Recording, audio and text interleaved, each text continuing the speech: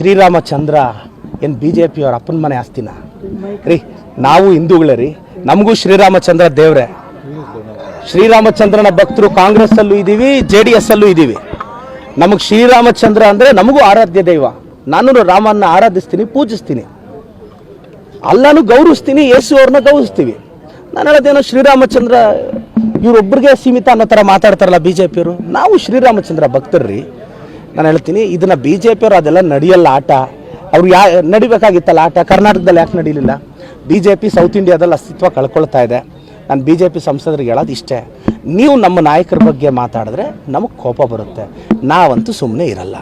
ಲೋಕಸಭೆಗೆ ಯಾವ ರೀತಿ ಸರ್ ನೋಡಿ, ಶ್ರೀರಾಮಚಂದ್ರ ಏನು BJP ಅವ್ರ ಅಪ್ಪನ ಮನೆ ಆಸ್ತಿನ ರೀ? ನಾವು ಹಿಂದೂಗಳೇ ರೀ, ನಮಗೂ ಶ್ರೀರಾಮಚಂದ್ರ ದೇವ್ರೆ. ಶ್ರೀರಾಮಚಂದ್ರನ ಭಕ್ತರು ಕಾಂಗ್ರೆಸ್ಸಲ್ಲೂ ಇದ್ದೀವಿ, JDS ಅಲ್ಲೂ ಇದ್ದೀವಿ. ನಮಗೆ ಶ್ರೀರಾಮಚಂದ್ರ ಅಂದರೆ ನಮಗೂ ಆರಾಧ್ಯ ದೈವ. ನಾನು ರಾಮನ್ನ ಆರಾಧಿಸ್ತೀನಿ, ಪೂಜಿಸ್ತೀನಿ, ಅಲ್ಲನೂ ಗೌರವಿಸ್ತೀನಿ, ಯೇಸು ಅವ್ರನ್ನ ಗೌರವಿಸ್ತೀವಿ.